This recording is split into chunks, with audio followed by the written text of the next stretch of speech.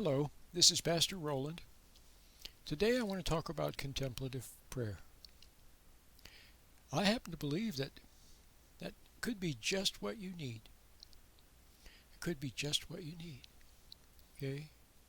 So let's talk about it. There's a long tradition of contemplative prayer.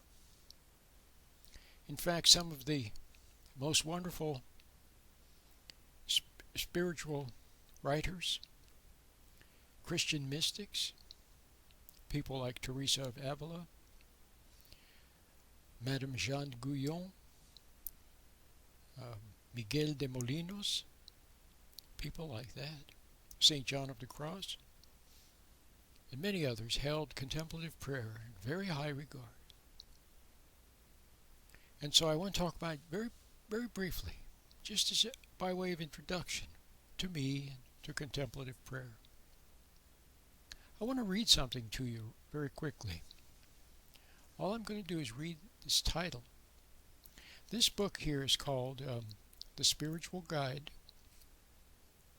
by Miguel de Molinos. He lived in the 1600s. And many of you are familiar with this book, The Spiritual Guide. It's a Christian classic. Okay? It's a spiritual classic.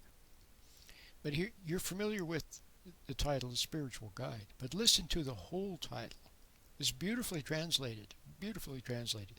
This book here was published in like 1907, I think, from the original, which was published in the 1600s. It was originally written in Italian. So listen to the title of this book. It's about he talks about meditative prayer and contemplative prayer. Basically, he's talking about how to get closer to God, how to experience the presence of God. Okay? It's called The Spiritual Guide, which disentangles the soul and brings it to the inward way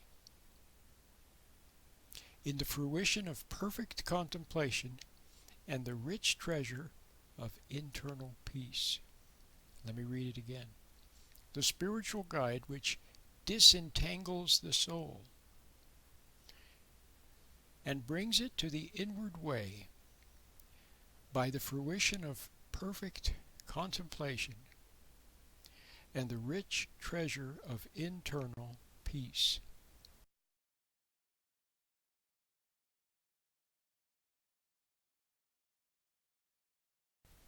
Okay?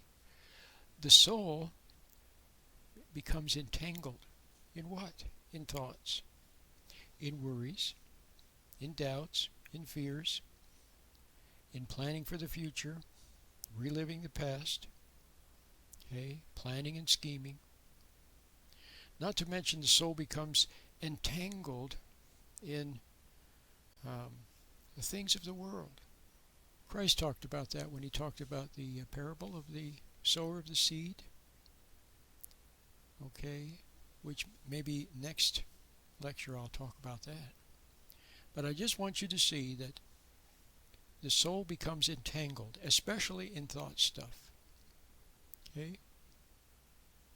But someone like Albert Einstein comes along, and he talked about intuition. Did you know that?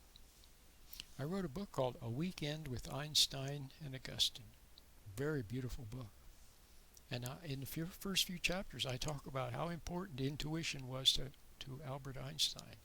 He realized things intuitively, and then he did the math. Then he thought about them. Then he explained them with words. But it came from a wordless realization.